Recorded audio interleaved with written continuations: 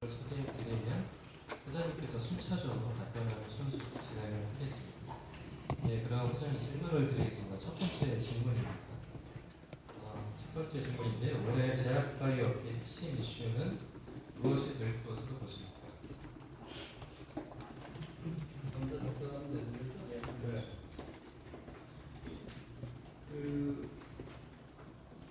뭐 여러 가지 생각이 있습니다. 그런데 이제 제가 생각하는 것은 1차적으로 정부에서 작년 재작년에 발표한 제3차 제약바이오 산업일성 지원 종합계획에 제시한 여러 가지 목표들이 있습니다.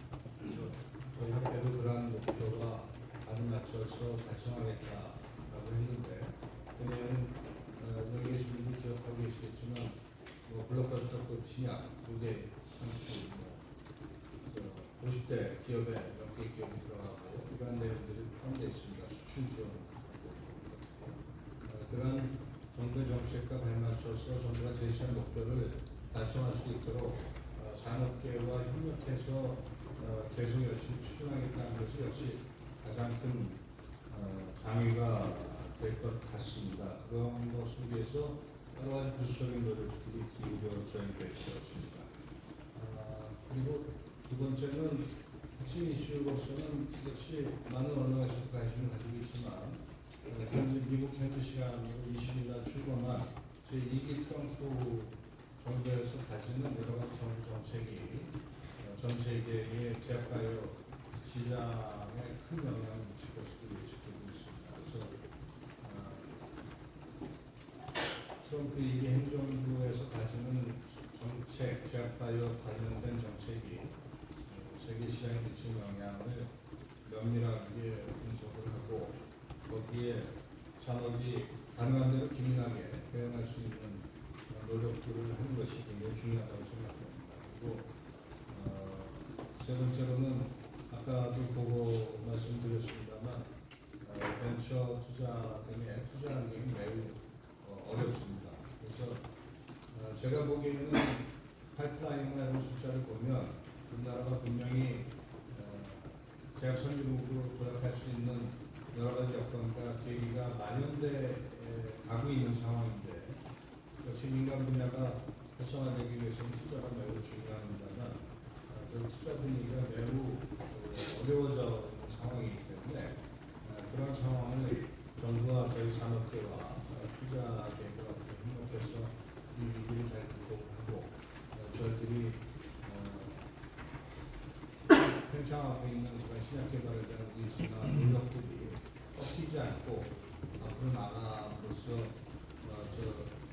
말씀드린 대로 100명을 위한 대도약을 준비할 것이냐, 이런 분야가 제일 중요한 파트가 될 것이라고 생각을 하고 그에 따라서 여러 가지 준비를 해야 되지 않나.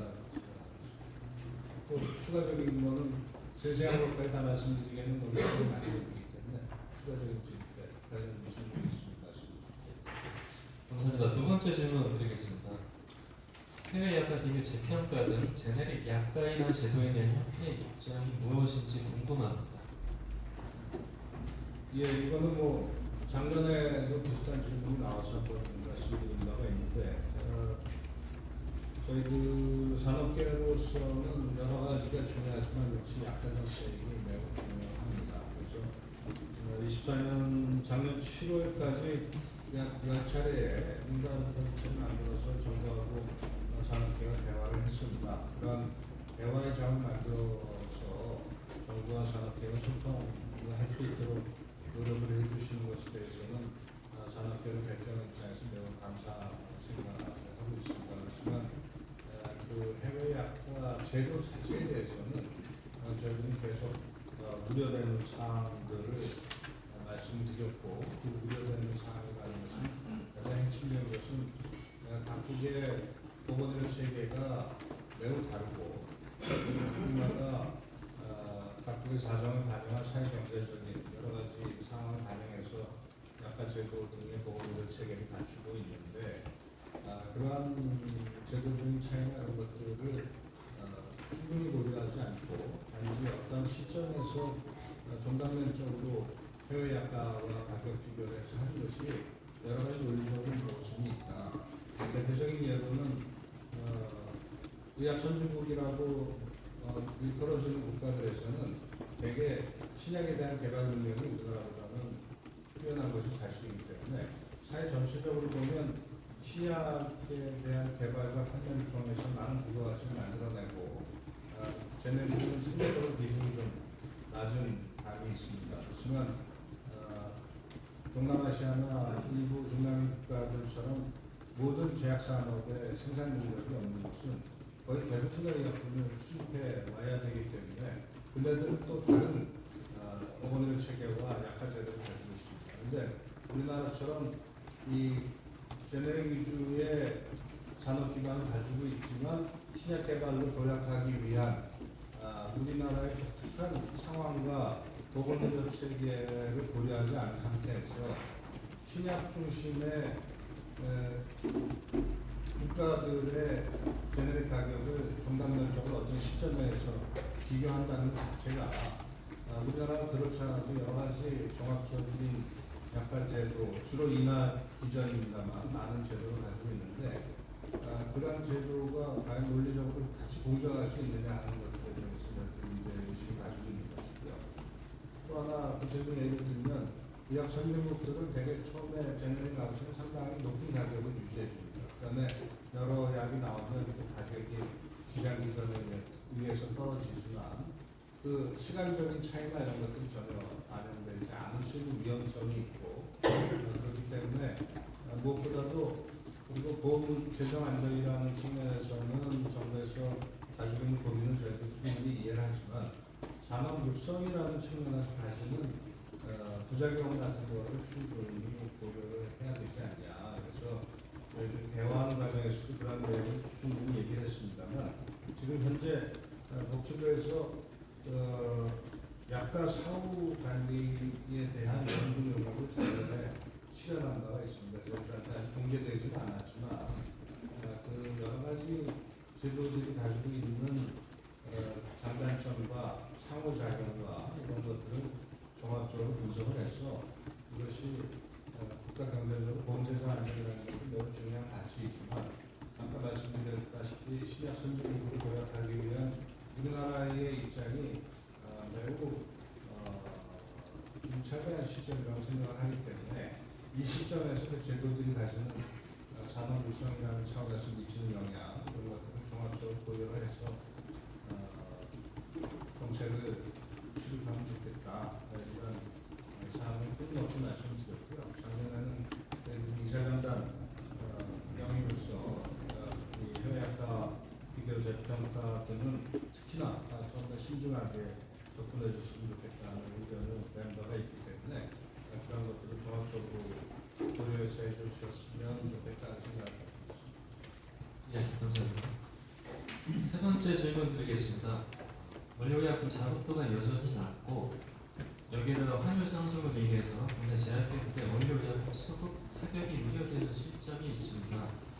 이를 높이기 위해서는 어떤 노력이 필요한지, 그래서 협회선에서 어떻게 대응해 나갈 예정인지 답변 부탁드리겠습니다. 이 성과에서도 말씀드렸습니다만 그 원료의약품의 작도가 때에 따라서 이제 상당히 크게 부침을 하고 있는데 최근에 20%도 조금 증가했습니다. 그 원인 중에 하나는 저희들이 재작년, 작년 개선 노력을 해서 그 국산 원료의약품에 대한 약가 우대 정책을 시행한 바 있습니다. 그래서 그 분야에 대해서 정부에 대해서 또 과정상에서 국회에서도 많은 노력을 해줘서 감사한 생각을 가지고 있습니다. 그런데 그 결과로서는 국산 원료의약품 쓰는 완제의약품에 대해서 약가 가산을 68%를 5년 플러스 5년, 10년까지 연장해서 할 수 있다는 것이기 때문에 겉으로 보기에는 굉장히 크게 발전한 것 같아서 감사한 생각인데 그 약제를 필수의약품으로 안정했기 때문에 실질적으로 산업계에 크게 도움이 되지를 못한다. 그게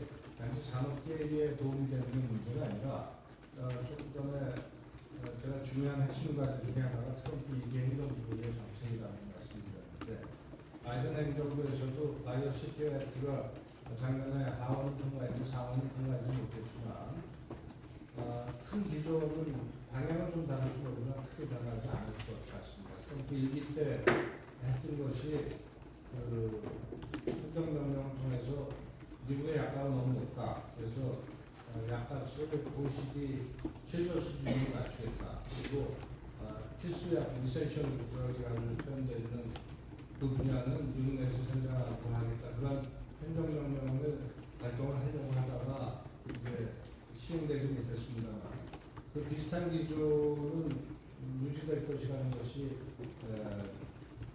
예측이 충분히 가능한 것이고요. 특별히 그 바이오약품 등과 관련해서는 중국 제품들에 대한 사용들이나 미국 기술에 중국적으로 가는 것을 막는 제도도 굉장히 강력하게 시행될 것이라고 예측되기 때문에 그럴 경우에 원료약 공급망의 문제가 생겨서 원료약품의 약 80% 이상은 중국이나 인도로부터 들어오고 있는 우리나라에서는 그 공급망 재편이라는 것이 상당히 큰 영향을 미칠 것이다.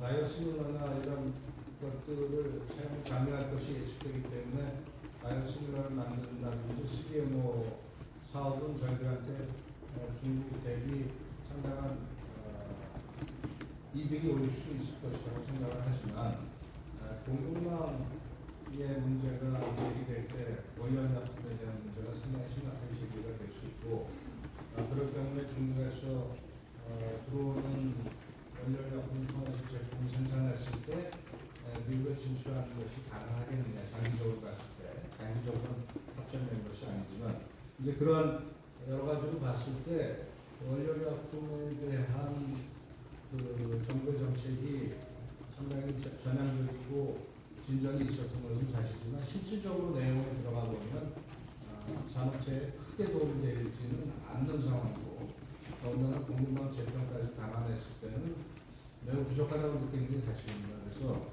저희들은 일단 필수약품으로 정해져 있지만 필수약품의 범주도 시기에 따라서 매우 많이 바뀌는 것인데 우리나라나 미국이나 WHO나 필수약품에 대한 정의가 좀 다릅니다. 그래서 일단 지금 단계에서는 정부 정책에서 필수약품으로 정했지만 필수약품의 범주를 WHO에서 정하는 필수약품이나 미국에서 정하는 필수약품의 범주가 다릅니다. 그리고 생산 공급이나 생산이나 수입이 중단이 우려되는 의약품 등이나 이런 국민사회에 직접적으로 영향을 미칠 수 있는 의약품의 범주를 우선 좀 확대하고 하는 것이 시급하지 않나 생각하고 또 하나는 지금 개선된 제도는 원료약품, 국산 원료약품을 사용한 완제의약품에 대한 약간 우대 정책이나 작년 재작년에 개선이 된 건데 실질적으로 원료약품을 만드는 기업에 대한 직접적인 지원은 현재 없는 상태입니다. 그래서 올해는 좀 전에 말씀드린 대로 필수약품의 범주를 좀 현실적으로 국민생활 불편한 것들을 확대하는 쪽으로 노력을 좀 해야 되지 않나 싶고 또 직접적으로는 원료약품을 생산하는 기업들에 대한 직접적인 지원책이 무엇이 있을까 하는 것들을 좀 알아보고 고민을 해야 되지 않나 싶습니다. 하나의 예를 들면 인도 같은 경우는 그 PLI라고 해서 프로덕션 링크 인센티브라고 해서 그 생산하는 회사에 직접적인 인센티브를 주는 제도가 있는데 우리나라에서는 그것이 본격적으로 논의된 적이 별로 없기 때문에 지금 말씀드리기는 좀 성급하다 싶긴 하지만 작년에도 저희도 그런 의견을 정부에 좀 제시한 적이 있고 원료약품 작업화가 굉장히 시급한 과제라고 하면 좀 더 직접적인 지원책이 들어가지 않으면 현실적으로 큰 성과를 내기 어렵다는 생각을 가지고 있어서 그쪽 분야에 올해는 좀 더 집중해서 노력을 해야 되지 않을까 생각합니다. 네, 감사합니다. 마지막으로 네 번째 질문 드리겠습니다. 우리나라에서는 감기약 해면진 통제 부족 현상이 팬데믹 이후 종종 나타나고 있습니다. 의약품 부족 현상의 원인은 무엇이며 이에 대한 해법은 무엇인지 의견을 여쭙고 싶습니다. 이 수요 공급이 부족해서 나타나는 현상이 아직도 뭐 계속 되고 있습니다. 분야별로. 근데 특히나 감기약이나 폐혈증 동제 특히나 어린아이들이 먹는 의약품이 부족할 때 상당히 국민들에게 불안한 상황이 연출하기 때문에 이런 문제를 좀 잘 해결하기 위해서 정부하고 협력하고 협체를 만들어서 많은 대책들을 논의를 하고 있습니다만 근본적인 원인이 해결되지 않는 부분이 있습니다. 조금 전에 이제 공급망에 관련된 원료약 이런 것들도 연관이 되어 있는 문제지만 식약처가 공급중단 보고된 의약품의 사례를 조사한 결과는 뭐 제조 과정, 뭐 공급망, 뭐 정치 사회적 이슈 이런 것들이 있지만 예측하지 못한 판매 증가나 감소나 제약사의 철수나 수입 중단이 66.5% 차지하고 있습니다. 식약처의 조사에 따르면 신청원에서 조사한 자료에는 수입 공급 뭐 중단의 주요한 원인의 약 50%가 생산성의 문제로 드러나고 있습니다. 그러니까 정부에서 필수약품 공급하기 위해서 여러 가지 방법을 강구하고 있습니다만 그 모든 것들을 상황에 맞게 적절하게 대처하기에는 한계가 있기 때문에 역시 시장에서는 산업체가 본인들의 필요성에 의해서 충분한 공급을 하도록 하는 것이 가장 상책일 텐데 그런 생산성의 부족이라는 것이 이제 약간의 문제랑 직결되어 있고 반대적으로는 그 원료약품에 대한 문제들이 몇 개 있습니다. 그래서 그런 것들을 지금까지도 저희는 논의를 하고 있습니다만 좀 더 종합적으로 정부하고 대화를 하면서 이러한 문제를 풀기 위해서 지속적으로 노력해야 될 것 같고요.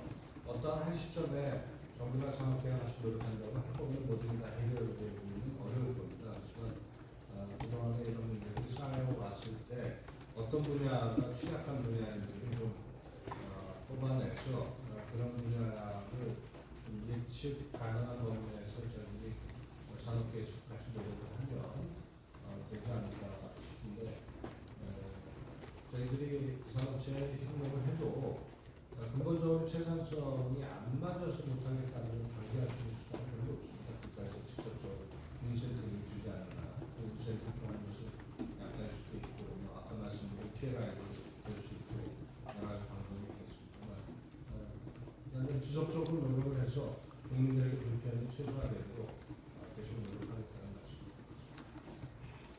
네, 감사합니다.